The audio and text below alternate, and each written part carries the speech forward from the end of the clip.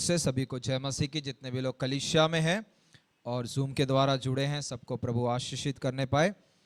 आइए, जिस प्रकार से हम इस प्रकाशित वाक्य की पुस्तक से हम अध्ययन कर रहे हैं, पिछले दिनों तक हमने 9 जो तीसरे अध्याय का 7 से हमने 9 तक कुछ बातों को हमने देखा था, जो कि हम फिलडेल्फिया कलीसिया के बारे में हम पढ़ रहे हैं।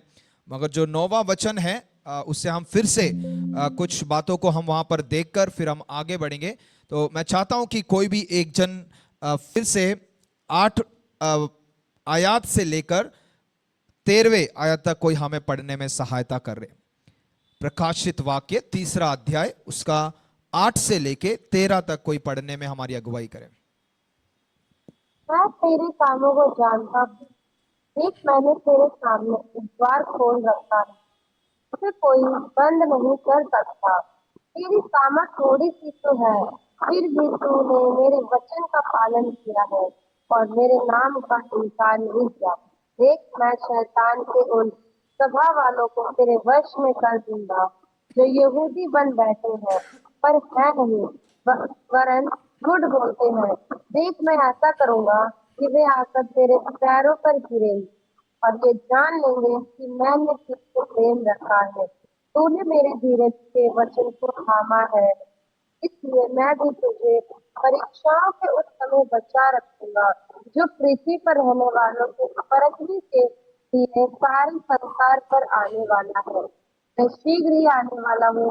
जो कुछ तेरे पास है उसे थामे रह कि कोई तेरा मुकुट छीन न ले।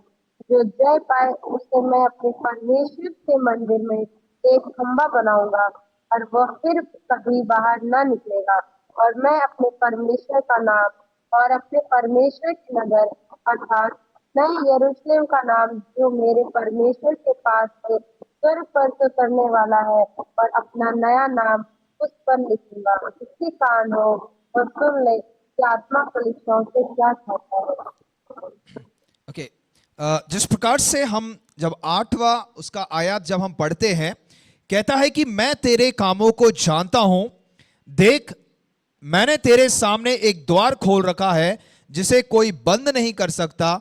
तेरी सामर्थ थोड़ी सी तो है, फिर भी तूने मेरे वचन का पालन किया है और मेरे नाम का इनकार नहीं किया है। जब हम इस 8वें वचन को जब हम मनन कर रहे थे पिछले दिनों में, मैंने यहां से कुछ मिशनरीज के बारे में मैंने आपको उदाहरण के साथ समझाने की कोशिश करी थी कि ये जो समय था फिलडेल्फिया की कलीसिया का, एक 17वीं शताब्दी 18वीं शताब्दी में जब हम देखते हैं, एक मिशनरी एरा था, एक मिशनरियों का एक समय था, एक काल था।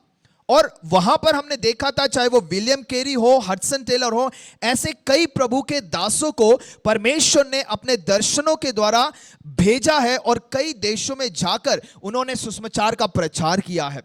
और उस समय हम देख रहे थे कि कैसे परमेश्वर ने इनके लिए द्वार खोले कि ये जाकर सुसमाचार को सुना सके। जैसे हमने 8वें वचन में पढ़ा है, वो क्या कहता है कि मैंने तेरे सामने एक द्वार खोल रखा है ना। जब हम इसे मनन कर रहे थे, हमने देखा था कि इसे सिर्फ एक पहलू में नहीं बल्कि अलग अलग पहलुओं में हमने देखा था कि किस प्रकार से परमेश्वर ने हमारे लिए या हमारे सामने एक द्वार खोल के रखा है। और महत्वपूर्ण बात यह थी कि जो परमेश्वर ने अपनी सेवकाई के लिए, अपने सुसमाचार सुनाने के लिए जो द्वार हमारे लिए खोला है, उस विषय में हमने खास तौर से कुछ बातों को हमने देखी थी। अब देखिएगा, 9वें वचन में जब हम आते हैं, वहां कहता है कि देख, मैं शैतान के उन आराधनालय वालों को तेरे वश में कर दूंगा जो यहूदी बन बैठे हैं पर है नहीं, वरन झूठ बोलते हैं। मैं ऐसा करूंगा कि मैं आकर तेरे चरणों में वे तेरे चरणों में दंडवत करेंगे और यह जान लेंगे कि मैंने तुझसे प्रेम रखा है। 8वें वचन से जो हम पढ़ रहे हैं कि एक मिशनरी एरा, एक मिशनरी का समय था। अब देखिएगा, यीशु मसीह साफ तरीके से जानता था कि ये जो अपॉर्चुनिटी, ये जो परमेश्वर ने उनके लिए द्वार खोला है सुसमाचार प्रचार करने के लिए, और जब यीशु मसीह का वचन अलग अलग देशों में फैल रहा है, हम कह सकते हैं कि यीशु मसीह साफ साफ जानता था कि इसके साथ साथ क्या होगा कि उत्पीड़नाएं भी बढ़ेंगी, अपोजिशन भी बढ़ेगा, लोग इसके खिलाफ खड़े होंगे। और वही 9वें वचन में कहता है कि देख मैं शैतान के उन आराधनालय वालों को तेरे वश में कर दूंगा। एंड हम इसे समझेंगे कि यीशु मसीह इसके आधार पर कहना क्या चाहता था। मगर देखिएगा, जब यहां पर यीशु मसीह 8वें वचन में क्या कह रहा है कि मैंने तेरे सामने एक द्वार खोला है ना। देखिए, जब कई बार क्या होता है कि स्पेशली जब शाम के समय या दिन के समय आप ले लीजिएगा, है ना, जब हम थोड़ा सा भी द्वार अगर हम खोल देते हैं, चाहे वो दिन का समय हो, तो क्या है, मक्खियां शायद दरवाजे के अंदर आ जाए या हमारे रूम के अंदर आ जाए, है ना। शाम के समय ज्यादातर हम मच्छरों की वजह से क्या है, दरवाजा बंद करना हम पसंद करते हैं, है ना।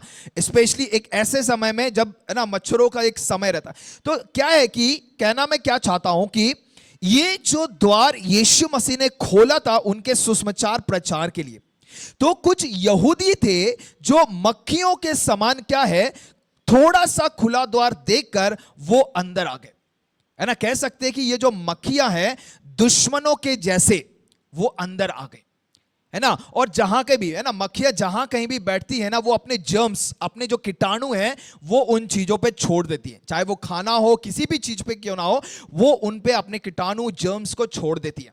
तो उसी प्रकार से क्या हुआ कि इस फिलडेल्फिया कलीसिया में जब द्वार खुला, उन्होंने देखा उस छोटे से खुले हुए द्वार के भीतर वो घुस गए और इस प्रकार से उन्होंने गलत चीजों को लाना शुरू कर दिया। मगर यहां देखिएगा कि यीशु मसीह इस फिलडेल्फिया की कलीसिया को क्या कर रहा है, उन्हें एंकरेज कर रहा है, उन्हें प्रोत्साहित कर रहा है कि उन्हें चिंता करने की जरूरत नहीं है। ये जो फ्लाइज, ये जो मक्खियां अंदर आ गई हैं दुश्मनों के समान या यहूदियों के समान, उनसे उन्हें डरने की जरूरत नहीं है, है ना। उसके 8वें वचन में जब हम फिर से पढ़ते हैं ना, 9वें वचन में कहता है कि मैं शैतान के उन आराधनालय वालों को तेरे वश में कर दूंगा जो यहूदी बन बैठे हैं, है ना। आज का जो हमारा विषय है इस 9वें और 10वें वचन में, उत्पीड़न में वफादारी और परमेश्वर की सुरक्षा। मैंने इसे ग्रुप में भी डाला था, है ना, ये कहकर कि आज हम इस विषय पर सीखेंगे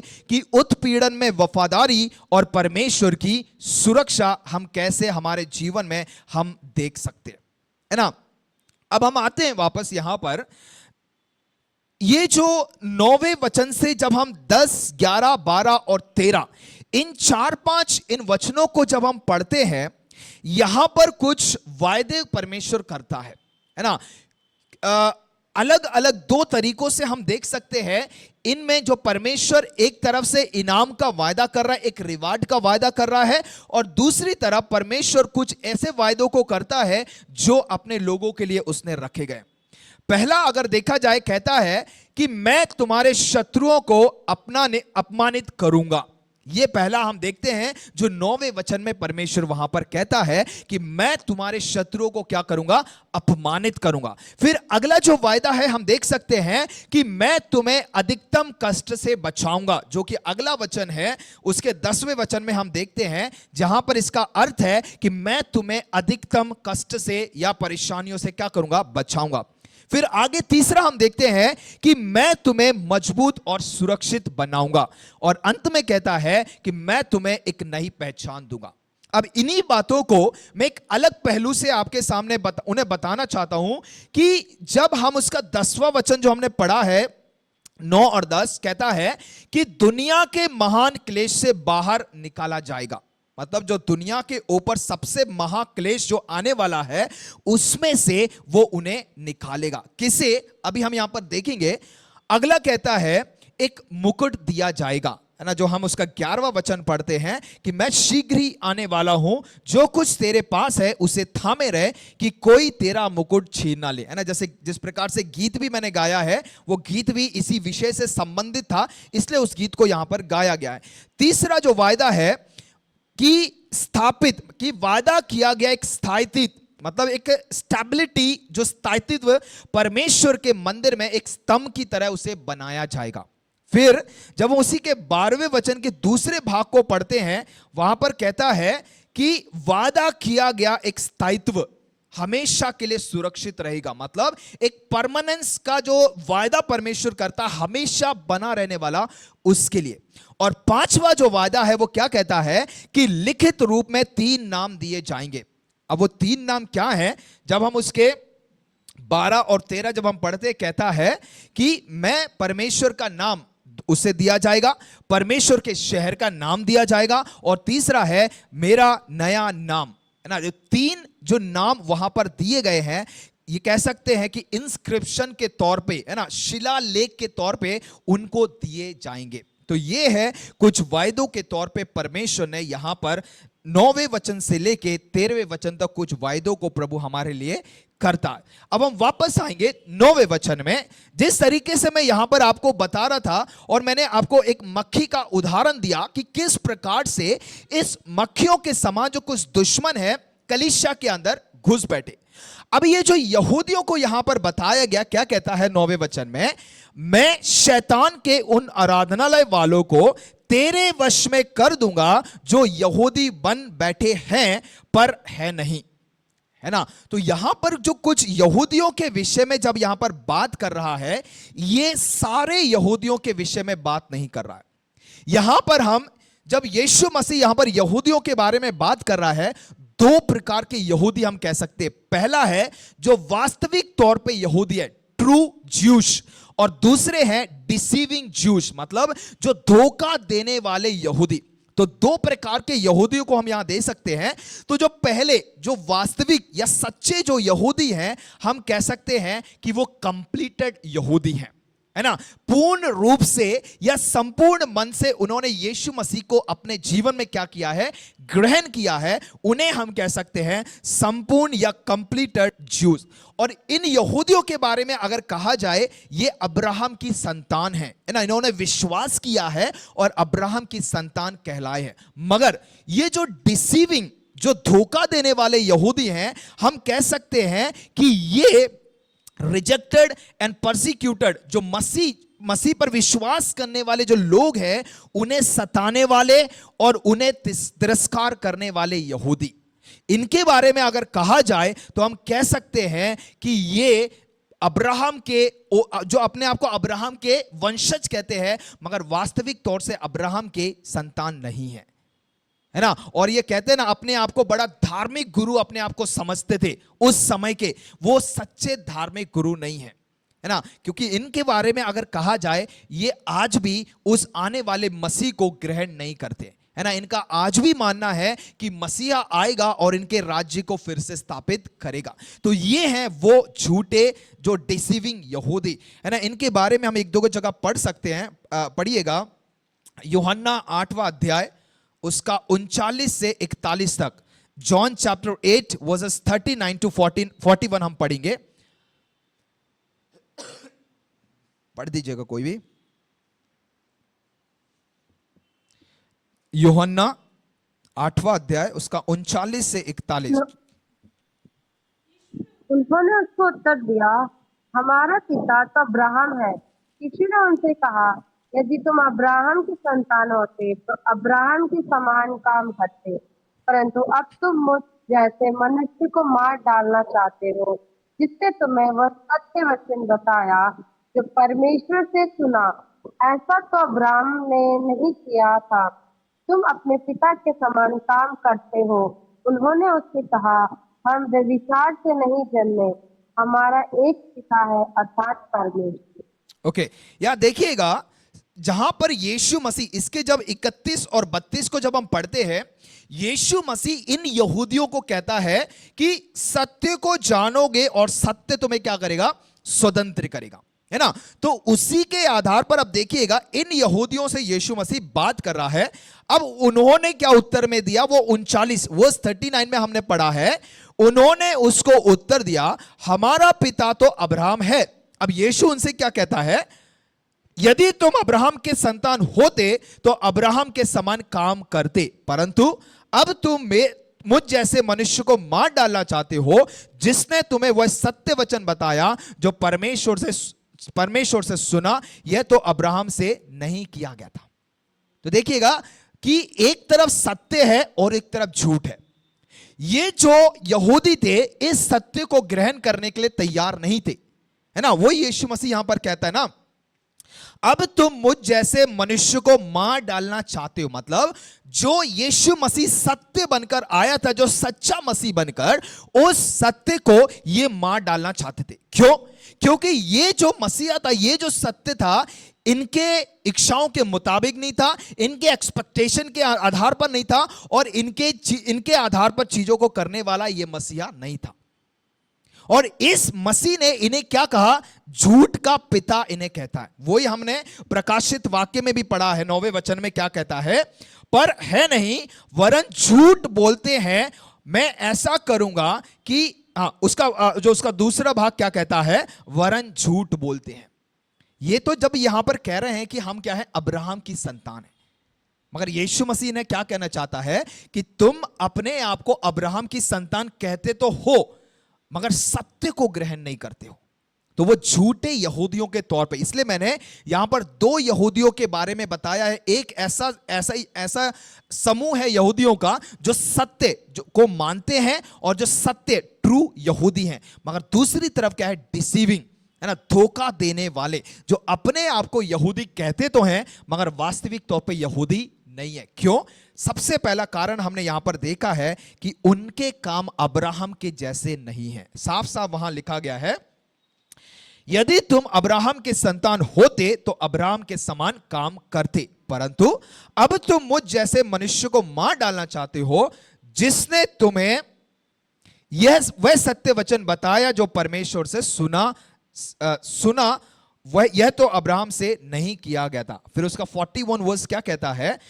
तुम अपने पिता के समान काम करते हो। उन्होंने उससे कहा, हम व्यभिचार से नहीं जन्मे, हमारा एक पिता है अर्थात परमेश्वर, है ना। और आगे हम दोनों यीशु मसीह और इन यहूदियों के बीच में एक वार्तालाप को देखते, है ना। तो देखिएगा यहां पर एक और वचन पढ़िएगा, प्रकाशित वाक्य 12वां अध्याय हम आएंगे। प्रकाशित वाक्य 12वां अध्याय, उसका 7 से 10 पढ़िएगा। रेवलेशन चैप्टर 12 7 to 10 पढ़िएगा।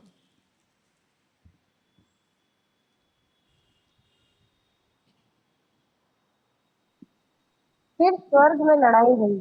मिकाईल और उसके 12 अजगर उससे लड़ने को निकले, और अजगर और उसके दूत उससे लड़े, परंतु प्रबल न हुए, और स्वर्ग में उनके लिए फिर जगह न रही। तब वह बड़ा अजगर अर्थात वही पुराना सांप, जो इब्लीस और शैतान कहलाता है और सारे संसार का भरमाने वाला है, पृथ्वी पर गिरा दिया गया, और उसके दूत के साथ गिरा दिए गए। फिर मैंने स्वर्ग से ये बड़ा शब्द आते हुए सुना, अब हमारे परमेश्वर का उद्धार और सामर्थ और राज्य और उसके मसीह का अधिकार प्रकट हुआ है, क्योंकि हमारे भाइयों पर दोष लगाने वाला, जो रात दिन हमारे परमेश्वर के सामने उन पर दोष लगाया करता था, गिरा दिया गया है। यहां पर देखिएगा, इसी एक झूठे, जो यहां पर जिस प्रकार से हमने यूहन्ना में पढ़ा है, जहां पर यीशु मसीह क्या कहता है कि वो उनका जो झूठ का पिता शैतान है, उनके बारे में यहां पर प्रकाशित वाक्य में लिखा गया है। स्पेशली उसका 8 और 9 क्या कहता है? स्पेशली 9वां वचन, वह बड़ा अजगर अर्थात वही पुराना सर्प जो शैतान कहलाता है और सारे संसार का भरमाने वाला। अब इन यहूदियों के विषय में भी क्या कहा गया है? ये डिसीविंग यहूदी थे, है ना, भरमाने वाले, धोखा देने वाले ये यहूदी।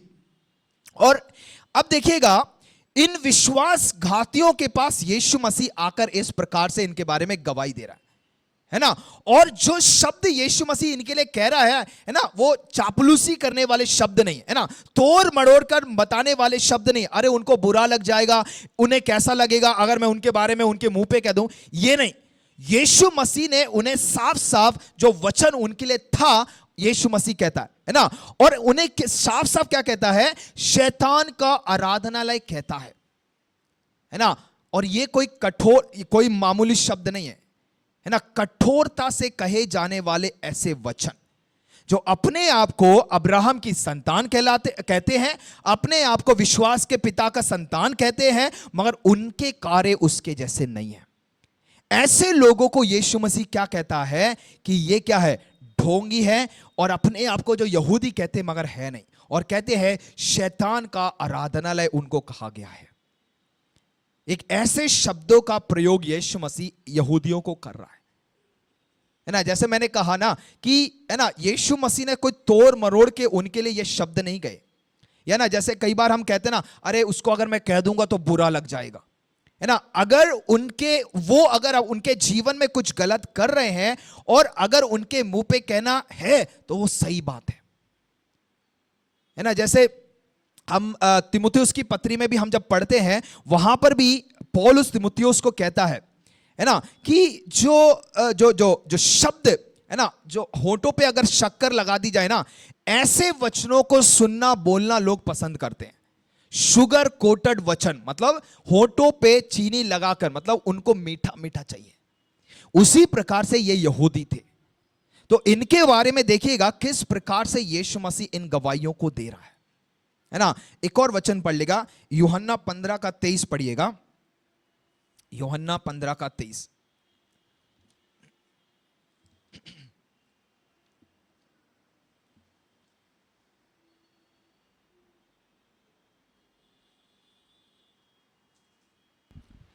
जो मुझसे बैर रखता है वह मेरे पिता से भी बैर रखता है।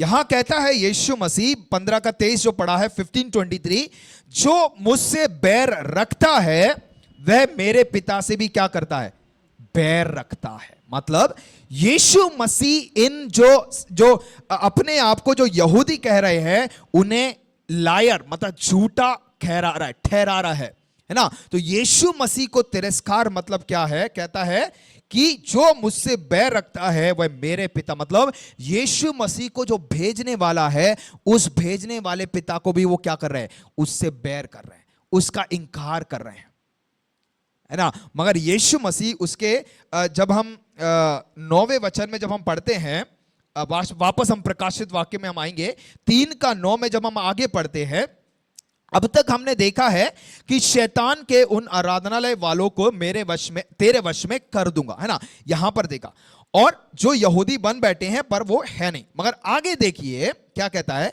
मैं ऐसा करूंगा कि वे आकर तेरे चरणों में दंडवत करेंगे और यह जान लेंगे कि मैंने तुझसे क्या किया है, प्रेम किया है ना। किस प्रकार से यीशु मसीह अपनी इस कलीसिया को प्रेम दर्शा रहा है। सबसे पहली बात, जो यहूदी आकर इन्हें परेशान कर रहे हैं, और कुछ यहूदी जो अपने आप को यहूदी मानते थे मगर है नहीं ना। जैसे अगर आज के हमारे कॉन्टेक्स्ट पे, संदर्भ में अगर हम बात करें, है ना, एक कलीसिया अगर बढ़ रही है ना, कुछ लोग अगर बढ़ रहे हैं, है ना, दूसरे कलीसिया के लोग जो अपने आप को बड़ा धर्मी मानते हैं वो जाके क्रिटिसाइज करेंगे, अरे ये इनका ऐसी आराधना, उनका वैसा है, वो झूठे हैं, उनकी आराधना ऐसी है, झूठे भविष्यवक्ता है। मतलब क्या है, यहूदी कहते हैं, विश्वासी कहते हैं, मगर वास्तविक तौर पे है नहीं। क्यों? क्योंकि उनको दूसरी कलीसिया जब बढ़ रही है तो क्या हो रहा है, जलन हो रही है ना। खुद अपनी कलीसिया के बारे में देखिएगा कि कलीसिया लेकर बैठे हुए हैं, 10 साल हो गए, 5 साल हो गए, 2 साल हो गए, मगर आप वहीं के वहीं बैठे हैं। मगर एक कलीसिया जब बढ़ रही है, उस कलीसिया को लेकर क्रिटिसिज्म करना, अलग अलग बातें बनाकर बोलना, है ना, स्पेशली जो मेनलाइन चर्चेस। तो यह समझने की बात है कि यीशु मसीह जब इस फिलडेल्फिया कलीसिया के विषय में कह रहा है कि जब उन्होंने द्वार को खुला देखा, उस द्वार के खुले अंदर आ गए, और इन यहूदी जो अपने आप को कहते हैं, जो झूठे और जो डिसीव करने वाले, धोखा देने वाले, उनके बारे में यीशु मसीह कहता है कि मैं उन्हें तुम्हारे सामने नम्र करूंगा, वे तुम्हारे सामने आकर दंडवत करेंगे, है ना। जो आज तुम्हें सताने वाले हैं, आज जो तुम्हें परेशान करने वाले हैं, आज जो तुम्हें झूठा ठहराने वाले हैं, आज जो यीशु मसीह के वचन को लेकर तोड़ मरोड़ करने वाले हैं, उनके विषय में यीशु मसीह कहता है कि वो एक दिन आकर तुम्हारे सामने क्या करेंगे, दंडवत करेंगे। यह है यीशु मसीह का वादा। जो पहला वादा मैंने बताया था कि मैं तुम्हारे शत्रुओं को क्या करूंगा, अपमानित करूंगा। और वही यीशु मसीह यहां पर कहता है कि कलीसिया को, इस कलीसिया को यीशु मसीह क्या कह रहा है, उन्हें प्रोत्साहित कर रहा है। और स्पेशली आखिरी भाव वहां पर क्या कहता है कि मैंने तुझसे प्रेम रखा है ना। इस कलीसिया को प्रेम करने वाला कौन था? मसीह यीशु था। इस कलीसिया को बनाने वाला कौन था? मसीह यीशु था।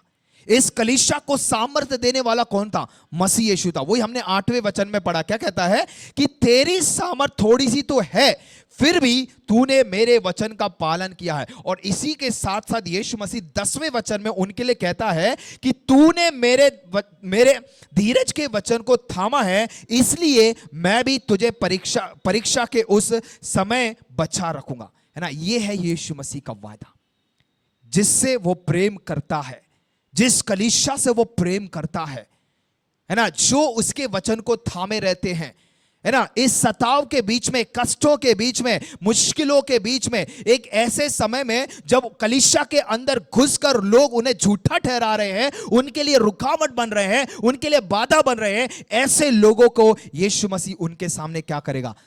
झुकाएगा, है ना। मैंने पिछले दिनों में भी इस बात को कहा था, मैं आज भी इसे दोहराना चाहता हूं आपको प्रोत्साहित करने के लिए, है ना। स्पेशली जो परिवार से अकेले विश्वास में आए हुए हैं, है ना, उन्हें मैं प्रोत्साहित करना चाहता हूं कि आज भले ही आपके परिवार वाले आपकी निंदा कर रहे हैं कि आपने मसीह यीशु को अपना लिया है, आप मसीह यीशु के वचन को फैला रहे हैं, आप उसके सुसमाचार को सुना रहे हैं, मैं कहना चाहता हूं कि वही कल के दिन आकर आपके सामने प्रभु यीशु मसीह उन्हें क्या कराएगा? घुटने टिकाएगा। यीशु मसीह के सामने वो आकर घुटने टेकेंगे, है ना। वही जब हम फिलिपियों की पत्री में पढ़ते हैं, वहां पर 2 अध्याय में साफ साफ लिखा गया है, जहां पर यीशु मसीह क्या कहता है कि हर एक घुटना टिकेगा, हर एक जीभ मानेगी। यह है यीशु मसीह का वादा, है ना। तो आज मैं कहना चाहता हूं कि अगर हम अपने आप को, है ना, वो अब्राहम के संतान अगर हम कहते हैं, है ना, अब्राहम की संतान कौन है? जो यीशु मसीह पर विश्वास किए हैं, है ना। अब्राहम को क्या कहा जाता था? विश्वास का पिता कहा जाता था। ये जो यहूदी थे, सारे नहीं मगर कुछ, जो धोखा देने वाले, झूठ को ग्रहण करने वाले, झूठ फैलाने वाले, है ना, मुखौटा पहनकर आके कलीसिया के अंदर गड़बड़ पैदा करने वाले, ऐसे झूठे लोगों के विषय में यीशु मसीह क्या कह रहा है कि वो आकर घुटने टिकाएगा उन्हें, है ना। एक वचन और पढ़िएगा, 2 कुरिन्थियों की पत्री 11 अध्याय उसका 14 और 15 पढ़िएगा। 2 कुरिन्थियों की पत्री 11 अध्याय 14 और 15। 2 Corinthians chapter 11, 14 and 15 पढ़िएगा। और ये कुछ अचंभे की बात नहीं, क्योंकि शैतान आप ज्योति में स्वर्गदूत का रूप धारण करता है। सो यदि उसके सेवक भी धर्म के सेवक का सा रूप धरे तो कुछ बड़ी बात नहीं, परंतु उनका अंत उनके कामों के अनुसार होगा। एक बार फिर से पढ़ लीजिएगा, सॉरी। और कुछ अचंभे की बात नहीं, क्योंकि शैतान आप भी ज्योति में स्वर्गदूत का रूप धारण करता है। सो यदि उसके सेवक भी धर्म के सेवकों का सा रूप धरे तो कुछ बड़ी बात नहीं, परंतु उनका अंत उनके कामों के अनुसार होगा। ओके, तो यहां पर यीशु मसीह साफ साफ तरीके से इन्हें क्या कह रहा है कि उसके 14वें वचन के आखिरी 15वें वचन के आखिरी भाग क्या कहता है?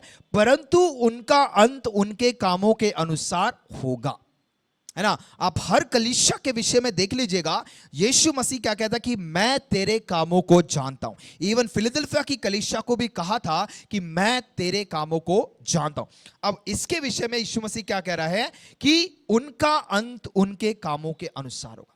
14वें वचन में वापस हम आएंगे।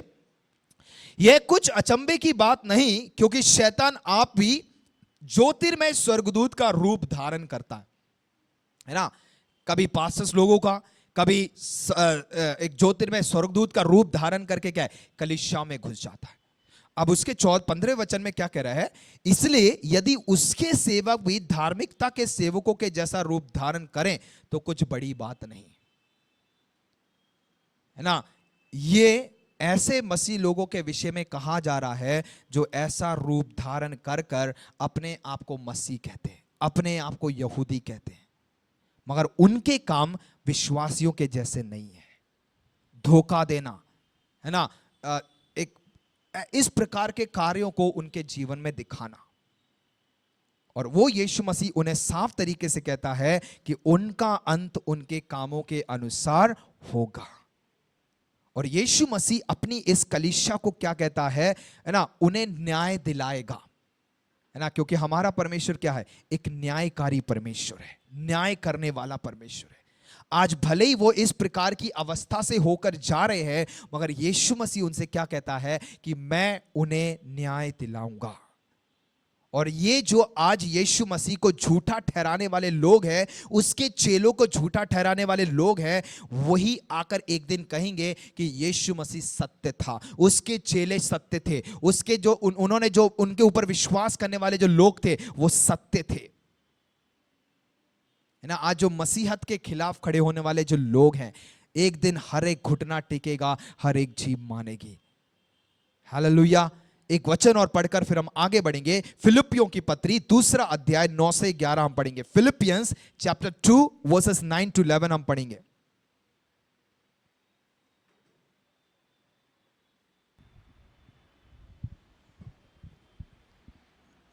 इस कारण परमेश्वर ने उसको अति महान भी किया और उसको वह नाम दिया जो सब नामों में श्रेष्ठ है, कि जो स्वर्ग में है और पृथ्वी पर और जो पृथ्वी के नीचे, वे सब यीशु के नाम पर घुटना टेके और परमेश्वर पिता की महिमा के लिए हर एक जीव अंगीकार कर ले कि यीशु मसीह ही प्रभु है। ओके, यहां पर जिस प्रकार से मैंने बताया, उन्हीं बातों को यीशु मसीह के बारे में यहां पर दर्शाया गया है कि एक सर्वश्रेष्ठ नाम यीशु मसीह को दिया गया और उसके सामने हर एक घुटना टिकेगा, हर एक जीव मानेगी। मगर जिस प्रकार से यीशु मसीह ने या परमेश्वर ने इन इस्राएलियों को वादा किया था कि वो जो अन्य जाति लोग थे उनके सामने उन्हें क्या करेगा, उनका आदर करेगा।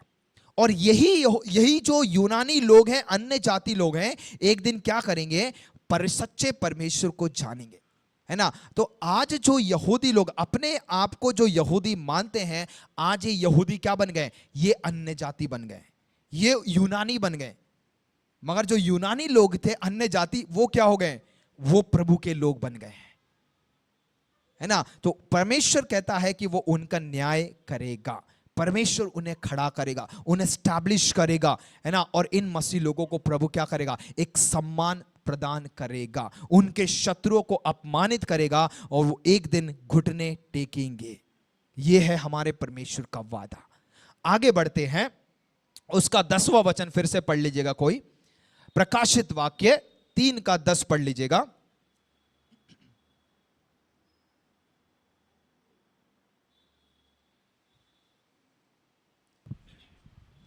तूने मेरे धीरज के वचन को थामा है, इसलिए मैं भी तुझे परीक्षा के उस समय बचा रखूंगा जो पृथ्वी पर रहने वालों के परखने के लिए सारे संसार पर आने वाला है।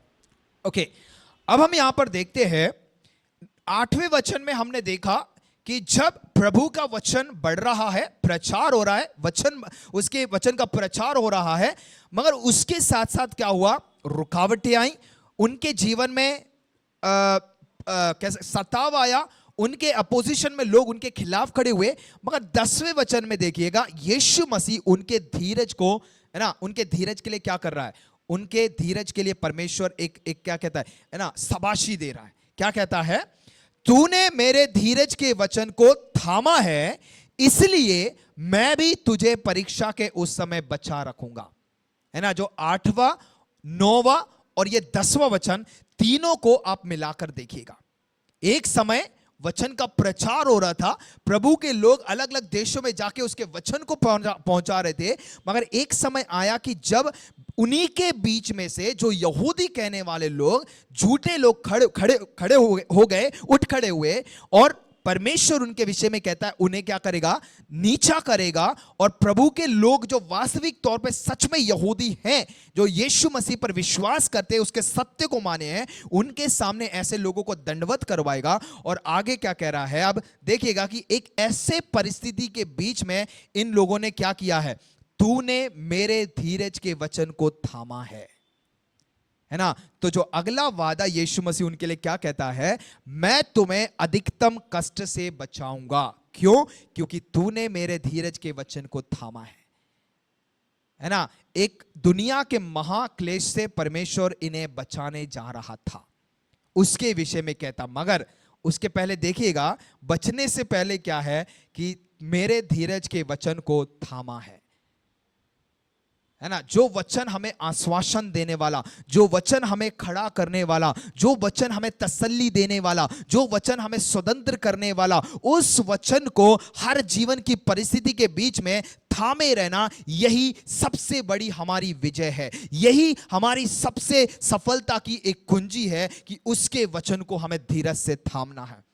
भले ही परिस्थितियां कैसे भी क्यों ना आ जाए, हमारे विपरीत खड़ी हो जाएं, हमारे खिलाफ लोग खड़े हो जाएं, कलीसिया में से ही लोग खड़े क्यों ना हो जाएं, मगर प्रभु कहता है कि अगर तू मेरे धीरज के वचन को थामे रहेगा, प्रभु हमें उसका सम्मान देगा, है ना। अगर हम उसका आदर करेंगे तो प्रभु भी हमारा आदर करने वाला एक ऐसा परमेश्वर है। और वही 10वें वचन के आखिरी भाग में क्या कहता है, उसके 9वें वचन के आखिरी भाग में क्या कहता है कि मैंने तुझसे प्रेम रखा है।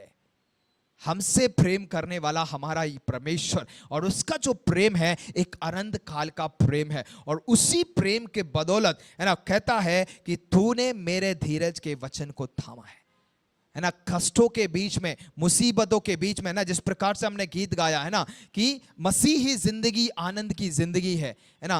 मैं उस लाइन को यहां पर एक बार पढ़ देता हूं। कहता है ना कि मसीह ही जिंदगी आनंद की जिंदगी है जिसका दाता यीशु मसीह, चाहे कष्ट आए चाहे नष्ट आए, यीशु है मेरा हमेशा साथी, है ना। ये प्रभु का जो वचन है, हमें धीरज से थामे रहना है, मजबूत बने रहना है, ताकि, है ना, जैसे यीशु मसीह के विषय में पिछले दिनों में हमने पढ़ा था ना, यीशु मसीह और उसके चेलों के विषय में, है ना, जब एक ऐसे पानी के बीच में जब वो पहुंच गए हैं जहां डूबने की अवस्था आ गई है, मगर उस डूबती हुई अवस्था के बीच में भी परमेश्वर हमारे हाथ को थाम कर हमें निकालने वाला हमारा परमेश्वर है ना। तो मगर जरूरी है कि हम उसके वचन को थामे रहें। कष्ट आए, मुसीबतें आए, नष्ट भी क्यों ना आ जाएं, मगर उसके वचन को थामे रहेंगे तो हमें एक इनाम, एक रिवार्ड के लिए परमेश्वर वादा करता है ना। अब हम आगे बढ़ते हैं। उसके 10वें वचन में क्या कह रहा है, इसलिए मैं भी तुझे परीक्षा के उस समय बचा रखूंगा। अभी ये जो परीक्षा की घड़ी है, परीक्षा का समय है, ये क्या है? The hour of testing. एक ऐसा समय, परीक्षा का जो एक समय है वो क्या है, उसे थोड़ा हम यहां पर समझेंगे और हम आगे बढ़ते हैं, ठीक है। निकालिएगा 2 तीमुथियुस 3 अध्याय, उसका पहला वचन पढ़िएगा।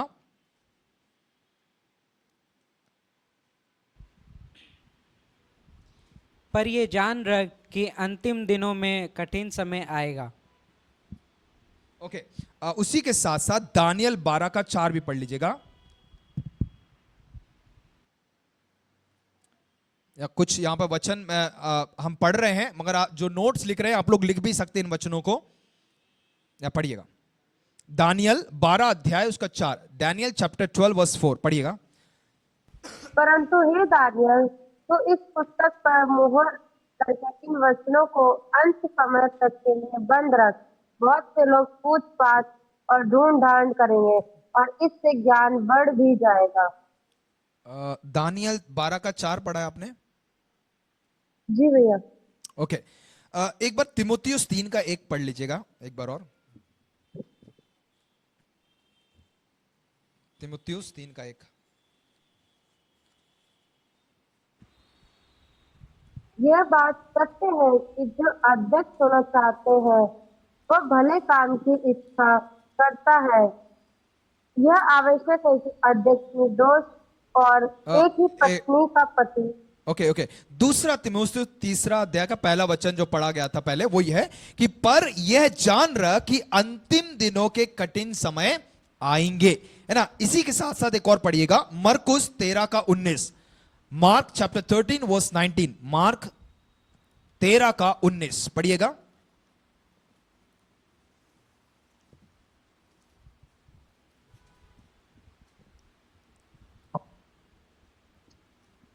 क्योंकि वे दिन ऐसे क्लेश के होंगे कि सृष्टि के आरंभ से जो परमेश्वर ने सृजी है अब तक ना तो हुए और ना कभी फिर होंगे।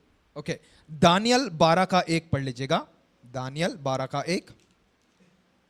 हम इन वचनों को पढ़कर हम आगे बढ़ रहे हैं, ठीक है।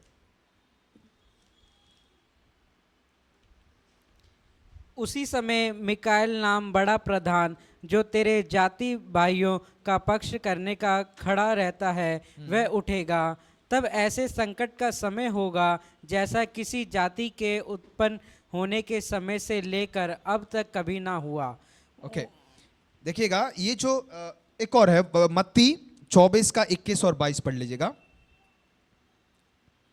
मत्ती 24 चैप्टर 24, 21 एंड 22 पढ़िएगा। क्योंकि उस समय ऐसा भारी क्लेश होगा जैसा जगत के आरंभ से ना अब तक हुआ और ना कभी होगा। ओके, देखिएगा इन सारे वचनों को जो हमने यहां पर पढ़े हैं, इन सारे वचनों में एक ही बात दोहराई गई है। क्या है? क्या कि ऐसे समय, स्पेशली जो हमने मत्ती में पढ़ा है उसके 24 के 21 और 22 में क्या कह रहा है? क्योंकि उस समय ऐसा भारी क्लेश होगा जैसे जगत के आरंभ में अब तक हुआ है और ना कभी होगा। तो एक ऐसे क्लेश के बारे में देखिएगा जो प्रकाशित वाक्य में हमने पढ़ा है, उस क्लेश के बारे में यहां पर बताया गया है ना। अब देखिएगा जब हम जब चौथे अध्याय में जब हम पहुंचेंगे मैं आपको बताऊंगा वहां पर, मगर फिर भी मैं कुछ बातों को यहां पर आपके सामने रखना चाहता हूं कि ये जो महासंकट, ये जो महाक्लेश है, ये है क्या, है ना। जैसे वचन पढ़ा गया है, दूसरी तिमुथियुस 3 का 1 पढ़ा है, दानियल 12 का 1 और 4 हमने पढ़ा है, मरकुस 13 का 19 पढ़ा है और मत्ती 24 का 21 और 22 पढ़ा। इन वचनों को पढ़ने के आधार पर हम कह सकते हैं कि एक महाक्लेश, महासंकट जो मानव जाति पर आने वाला है, सबसे बड़ी मुसीबत लेकर आएगा, है ना।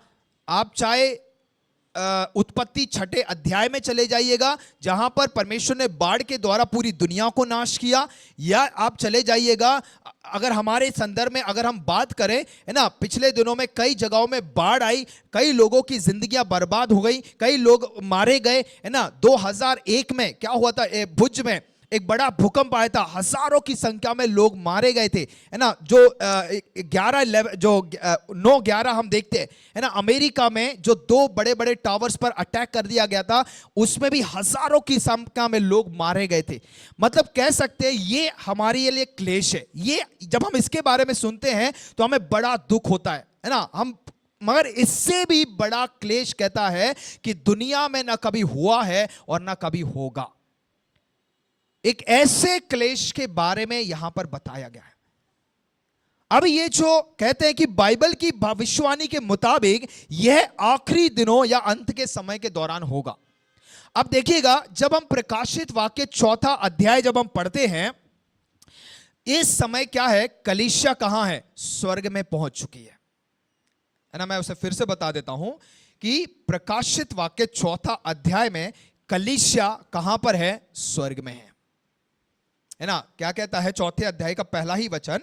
इन बातों के बाद जब मैंने दृष्टि की तो क्या देखता हूं कि स्वर्ग में एक द्वार खुला हुआ है, और जिसको मैंने पहले तुरी के समय के से शब्द के साथ बातें करते हुए सुना, वह यही कहता है, यहां ऊपर आ जा और मैं वे बातें तुझे दिखाऊंगा जिनका इन बातों के बाद पूरा होना अवश्य है। मतलब ये जो महाक्लेश है, जब कलीसिया उठा ली जाएगी, है ना, जब कलीसिया का रैप्चर हो जाएगा, उसके बाद जो महाक्लेश आएगा उसके बारे में यह कहा गया है। तो मतलब इसलिए मैंने बोला 10वें अध्याय के पहले वचन में क्या कह रहा है, 10वें प्रकाशित वाक्य 3 का 10 में पहला भाग क्या कह रहा है? तूने मेरे धीरज के वचन को थामा है। मतलब जो लोग इस वचन को धीरज से थामे रहते हैं, जो इस वचन में बने रहते हैं, इस सत्य में खड़े रहते हैं, उनके लिए क्या वादा किया गया है? इसलिए मैं भी तुझे परीक्षा के समय बचाऊंगा, है ना। तो जब कलीसिया 4 अध्याय में स्वर्ग में पहुंच चुकी है, ये कौन लोग हैं? जो धीरज के वचन को थामे हुए लोग हैं। मगर जो झूठे लोग हैं, जो 9वें वचन में हमने पढ़ा है, जो मक्कार, ढोंगी, झूठे यहूदी जो कहते हैं अपने आप को बड़े धार्मिक गुरु कहते हैं अपने आप को, है ना, बड़ा बड़ा क्या कह सकते हैं, बड़े धार्मिक शिक्षक गुरु कहते हैं अपने आप को, वो लोग क्या है, मैं न्याय नहीं कर रहा हूं यहां पर किसी का, मगर प्रभु के वचन के आधार पर इन बातों को कह रहा हूं, है ना। मैं कोई न्याय करने वाला नहीं किसी का, मैं खुद का न्याय करने वाला नहीं हूं, मगर प्रभु के वचन के आधार पर मैं कह रहा हूं कि जो 9वें वचन में जिन झूठे लोगों के बारे में, शैतान का आराधनालय है, उनके विषय में हमने पढ़ा। 10वें वचन में कहता है कि मेरे धीरज के वचन को थामा जिन्होंने, वही उनके विषय में क्या कहता है यीशु मसीह, कि तुझे परीक्षा के उस समय बचा रहूंगा। मतलब ये जो महाक्लेश आएगा पृथ्वी पर, उस समय कलीसिया कहां पर होगी? स्वर्ग में होगी। जो वचन को थामे रहते हैं, जो सत्य पर खड़े रहते हैं, जो यीशु मसीह को अपने जीवन का उद्धार करता स्वीकार ग्रहण करके उसके इच्छाओं पे चलते हैं, उनके विषय में कहता है। वो लोग नहीं जो प्रभु प्रभु कह कर ना उसके पीछे पड़े रहते, वो लोग नहीं, मगर जो उसकी इच्छाओं पर चलते हैं, उन्हें यीशु मसीह क्या करेगा? इस महाक्लेश से बचा रखेगा, है ना। ये जो महासंकट के दौरान जो कुछ घटनाएं होंगी ना, मैं बताना चाहता हूं, जो झूठे धर्म है ना, उसका नाश किया जाएगा, है ना। जो बहुत तेजी से जो झूठे धर्मों का जो है ना प्रचार हो रहा है, चीजें बढ़ रही हैं, है ना, ये झूठे धर्मों का नाश होगा। ये होगा कब? इस महासंकट के कलेश के समय। फिर कहता है जो सच्चे धर्म पर हमला किया जाएगा, है ना। जब हम यहेजकेल की पुस्तक जब हम पढ़ते हैं, वचन लिख लीजिएगा, हम पढ़ेंगे नहीं, 38 का 1 और 2, यहेजकेल चैप्टर 38 वर्स 1 और 2, फिर उसी अध्याय का 9 से 12 और उसी अध्याय का 18 से 23, ये 3 वचन है। यहेजकेल 38 चैप्टर 38 वर्सेस 1 और 2, 9 to 12 एंड 18 to 23। जब इन वचनों को जब आप पढ़ेंगे ना, तो ये जो राष्ट्र हैं, ये सारे राष्ट्रों का एक गठबंध हो जाएगा, है ना। यहेजकेल की पुस्तक में और प्रकाशित वाक्य की पुस्तक में इसे मागोग देश का गोग कहा गया है, जो अंतिम एक युद्ध होगा। सच्चे धर्म को मानने वालों को मिटाने की कोशिश की जाएगी, है ना। तो मतलब क्या है? परमेश्वर अपने उपासकों का क्या करेगा? नाश होने से बचाएगा। मतलब क्या है कि ये जो महाक्लेश का समय होगा, कलीसिया तो उठा ली जाएगी, मगर कुछ लोग होंगे जो जिन्हें यीशु मसीह इसमें से उन्हें गुजारेगा, इस महाक्लेश से उन्हें गुजारेगा। तो देख लीजिएगा, अगर आज के उत्पीड़नों में अगर हम हार मान लेते हैं, हमें दुख कष्ट होने लगता है, तो ये जब महाक्लेश के बीच में जब हम होंगे तो फिर क्या होगा? तो बेहतर है ना। यहां पर एक व्यक्ति ने इस प्रकार से कहा है कि कभी भी आपको यह नहीं बताया गया कि आपको कमर कस लेनी है, दांत पीसना है और मुट्ठियां भींच लेनी है, क्योंकि महाक्लेश आ रहा है और आप निश्चित रूप से उससे गुजर रहे होंगे। ये सब यीशु मसीह ने नहीं कहा, मगर यीशु मसीह ने क्या कहा है और क्या वादा किया है कि तुझे परीक्षा के समय बचा रखूंगा। यह है हमारे प्रभु का वादा। और इस महाक्लेश के समय और क्या होगा? मैंने 2 बातों को अभी तक बताया है।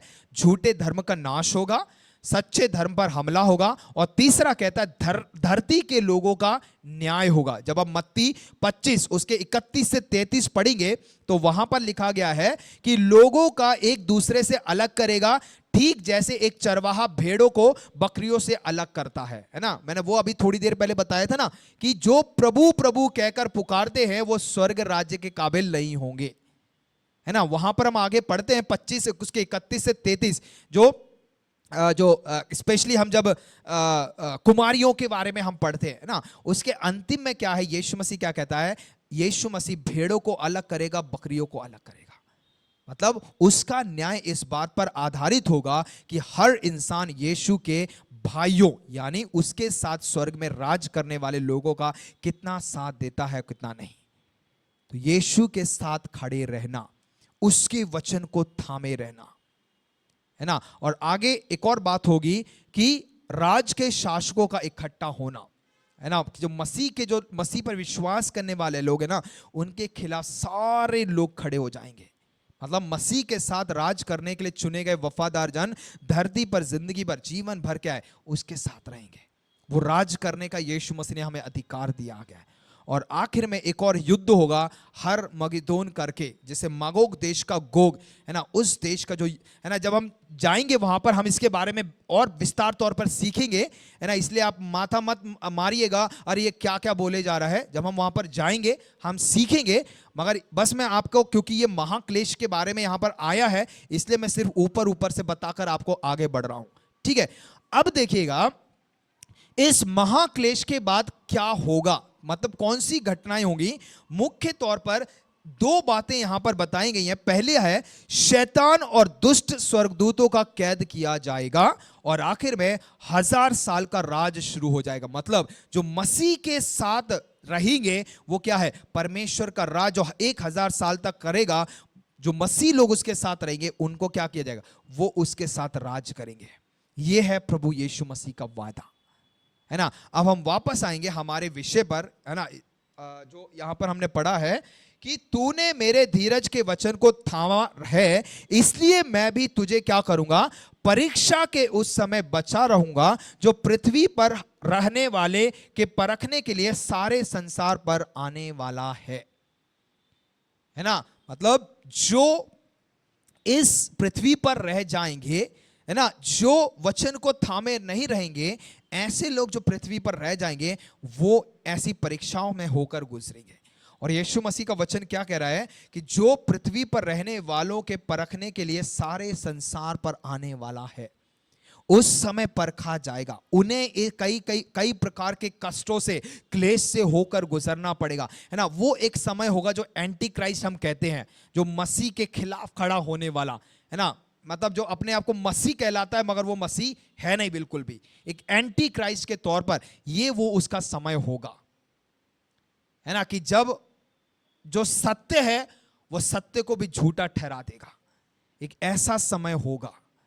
मगर यीशु मसीह का वादा है कि मैं जल्द आने वाला हूं, है ना। हमारा मसीह जल्द आने वाला है, और मसीह यही चाहता है कि हम उन कुमारियों के समान हम अपने आप को तैयार करने पाए, है ना। जैसे हमने गीत जो शुरुआत में गाया था ना, उसका आखिरी भाग जो मैंने गाया था क्या कहता है कि तुरही के सुनने का वक्त अब आ गया, अपने प्रभु को शीघ्र ही देखूंगा, है ना। और ये गाने वाला क्या कहता आगे, अपनी अपनी इच्छा को जाहिर करता, अपने इमोशंस को जाहिर करता, क्या कहता है, कब तू आएगा, अब कितना ठहरेगा, इंतजार मुझको तेरा यीशु जी, है ना। हमें यीशु से मिलने का, अपने दूल्हे से मिलने का जो दुल्हन की तड़प रहती है ना, वो तड़प यहां पर ये गीत वाला जाहिर कर रहा है ना। इन सारी मुश्किलों के बीच में, इन सारे क्लेशों के बीच में, इन सारी परेशानियों के बीच में, आज जब हम संसार हम मसीह लोगों के खिलाफ खड़ा हुआ है, आज संसार जब मसीहत को दबा रहा है, आज संसार जब मसीह लोगों को भला बुरा कह रहा है, आज जब संसार मसीह लोगों को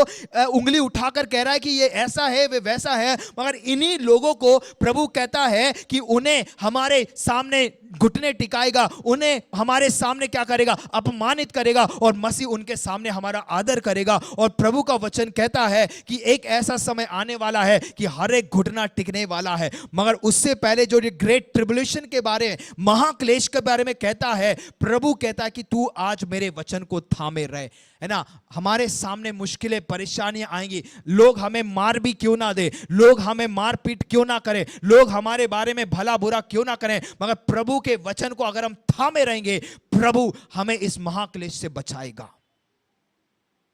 मगर एक ऐसे समय में अगर हम मसीह को ठुकरा दें, है ना, मसीह को अगर हम इंकार कर दें, तो हम इस महाक्लेश के भागी हो जाएंगे।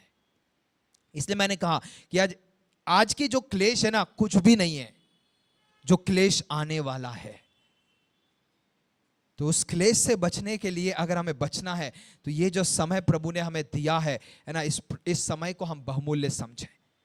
हमारा जो दूल्हा आने वाला है, उस दूल्हे के लिए हम इंतजार करें, क्योंकि तुरही का सुनने का वक्त अब आ गया है ना। जब आप इसके जब प्रकाशित वाक्य 5वें अध्याय को जब आप पढ़ते हैं ना, वहां पर मुहर बंद पुस्तक कौन खोल सकता है, मतलब 7 मुहर बंद के बारे में बताया गया, मुहरों के बारे में।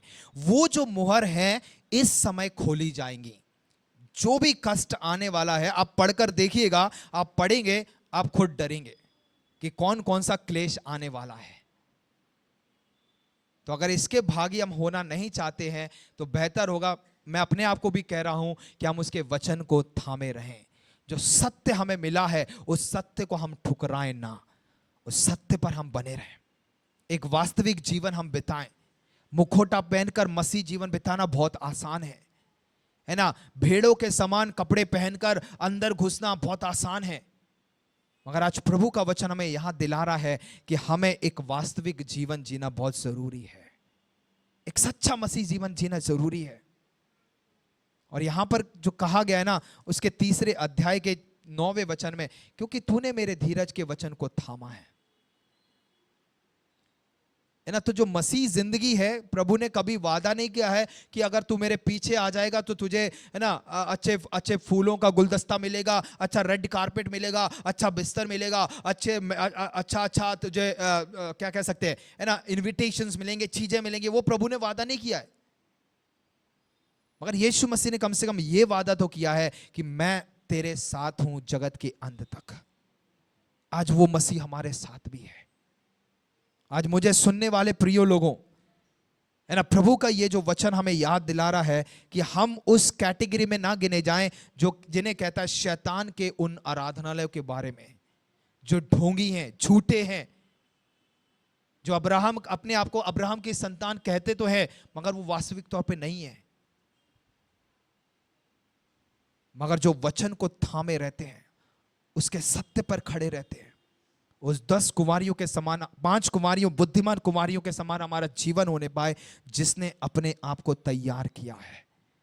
मैं हर चीज हमेशा कहता हूं, आज इस शाम के समय में भी दोहराना चाहता हूं, है ना, कि आज यीशु मसीह जब दरवाजे के बाहर खड़े होकर खटखटा रहा है, बेहतर हमारे लिए यही होगा कि हम द्वार खोलकर उसे आमंत्रित कर दें।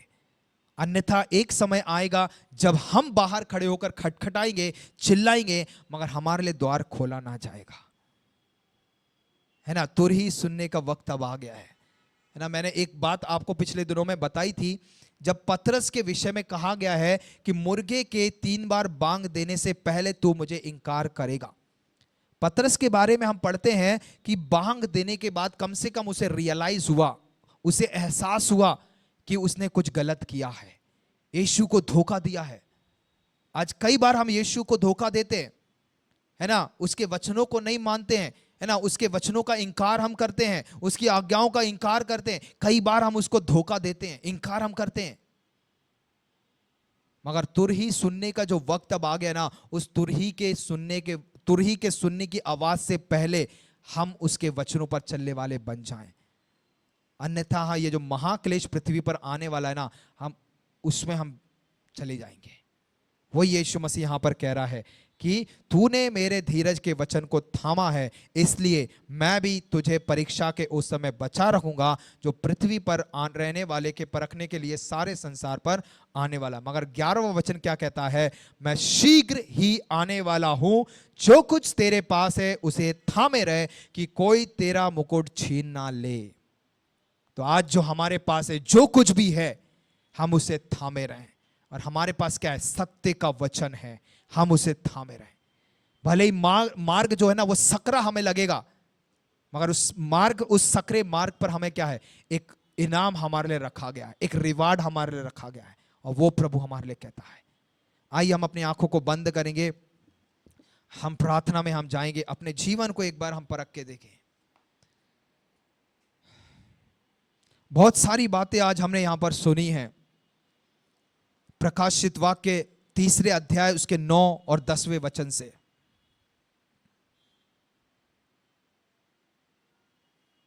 यहां पर हमने स्पेशली 2 समूहों के बारे में हमने पढ़ा है।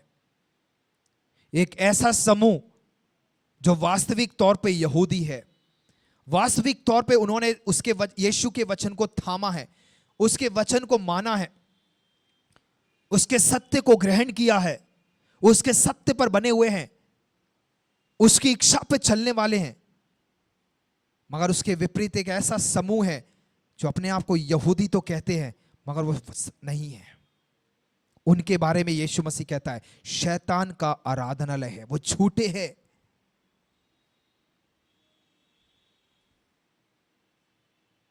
आज मसीहत में इस भेड़ों की जैसे हमने कुरिन्थियों की पत्री में पढ़ा था कि जो शैतान स्वर्गदूत के कपड़ों को पहनकर भी हमारे सामने कई बार आ जाता है, उसी प्रकार से उसके कुछ लोग हैं, कभी पास्टर के तौर पे, कभी भविष्यवक्ता के तौर पे, कभी स्वर्गदूत के तौर पे, है ना, उन कपड़ों को पहनकर हमारे सामने आ जाते हैं। मगर प्रभु कहता है इस फिलदेल्फिया की कलीसिया के विषय में कि उन्होंने उसके वचन को थामे रहा।